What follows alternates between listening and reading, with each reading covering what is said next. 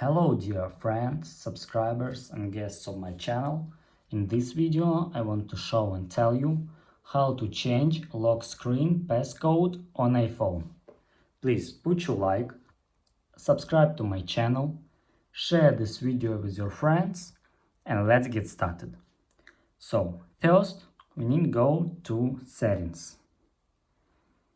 After that scroll down and click Face ID and passcode. Here you need to enter your passcode, and here you need to scroll down and click Change Passcode.